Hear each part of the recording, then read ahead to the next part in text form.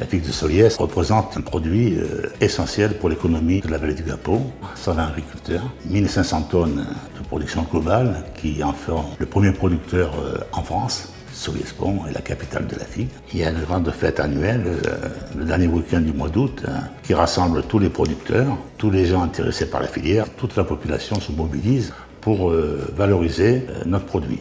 Ce n'est pas qu'un produit quantitatif, c'est également un produit qualitatif.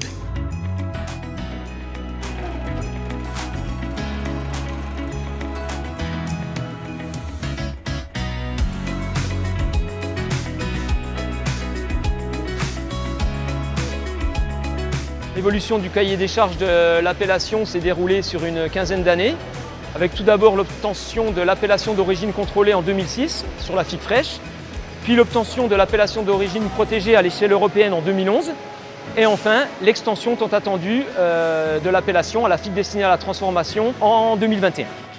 Il y a eu une demande très importante des transformateurs afin qu'ils puissent utiliser la mention Soliès, l'appellation Soliès, ce qu'ils ne pouvaient pas faire auparavant puisque l'appellation ne concernait uniquement que la figue fraîche. Alors au niveau de la Copsol fruit, le débouché de la figue destinée à la transformation consiste en fait à des savoir-faire bien précis qui démarrent avec la réception des apports chaque jour. Ces apports ensuite vont être stockés en chambre froide pendant 12 à 24 heures. Ils vont être ensuite triés et conditionnés sur la calibreuse informatisée et le fruit destiné à la transformation, donc qui est trop mûr, qui a des défauts visuels, va être écarté, mis en chambre froide à température positive pendant quelques heures et enfin dirigé vers la station de congélation afin donc d'être congelé dans un délai de 5 jours. C'est un fruit qui est trop mûr pour être commercialisé en figue fraîche, en barquette ou en plateau, mais d'un point de vue gustatif, c'est un fruit qui a un taux de sucre qui dépasse les 20 degrés Brix et qui est donc exceptionnel pour la transformation ou pour le milieu de la restauration.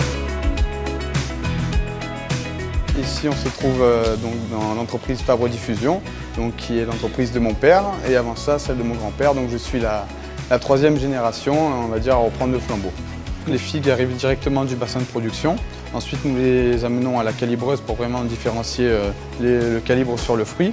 Pour la confiture, pour tout ce qui est transformation, nous, on a un taux de Brix à respecter, c'est-à-dire on doit se trouver entre 17 et 23 Brix. Et la production doit se trouver dans le bassin de production certifié AOP.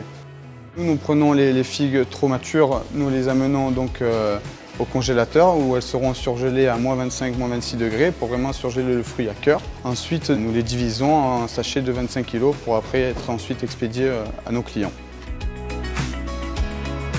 Pourquoi ce choix de la transformation? Tout simplement parce qu'à l'époque, mon grand-père et mon père avaient beaucoup de pertes et ils ont voulu valoriser ce produit. En plus de ça, il y avait énormément de demandes et puis au niveau de la qualité du fruit, elle ne changeait pas, c'était surtout la maturation qui changeait.